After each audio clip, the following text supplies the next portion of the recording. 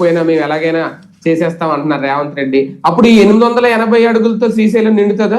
అసలు ఏ ప్రాజెక్టుకి అనుమతి ఉందండి తెలంగాణలో? ఇప్పుడు 16 ప్రాజెక్టులు వితౌట్ అనుమతి ప్రారంభం జరిగిపోతున్నాయి. పనులు ఎక్స్పాన్షన్ ఇవన్నీ కూడా కేసీఆర్ స్టార్ట్ చేశాడు. ఇప్పుడు వీళ్ళు కొనసాగిస్తున్నారు.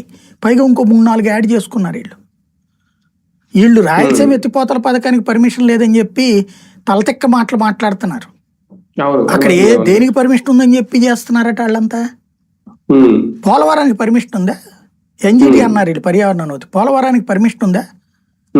ఏమని పెట్టారు? పర్యావరణ అనుమతి అడగకుండా స్టే ఇచ్చారు విభజన చట్టంలో. స్టే ఇచ్చి ప్రతి 2 ఏళ్లకు 3 ఏళ్లకు ఒకసారి ఇరిగేషన్ మంత్రి గారు ఆ స్టే పొంచుతున్నాడు, పొడిగిస్తున్నాడు. ఒరిజినల్ పర్యావరణ అనుమతి రాలా, పూర్తి అయిపోయిన తర్వాత ఓకే అని వేస్తారనమాట. అక్కడ ఇక దిక్కుమాల టెక్నికల్ పాయింట్స్ ఉన్నాయి.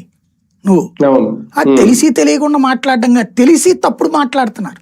ఎందుకంటే సాధారణ చదువురులకు ఎవరికి ఈ లెక్కలు తెలవు. ఇరిగేషన్ ఏంటి, ఆ నీళ్ళు ఏంటి, ఎత్తిపోతలు ఏంటి, ఇవన్నీ మీ ఇంటికి నీళ్ళు వచ్చినాయా లేదో తప్పించి ఏం తెలవదు.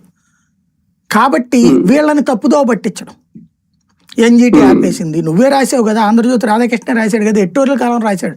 ఎంత అహంకారం అంటే జగన్కి పట్టించుకోడు, ఎన్జిటిని కూడా పట్టించుకోడు, కేంద్ర ప్రభుత్వం చెప్పినా పట్టించుకోడు, అక్కడ కట్టేస్తున్నాడు రాయలసీమ ఎత్తిపోతల పథకం అని చెప్పేసి రాయలసీమ ఎత్తిపోతల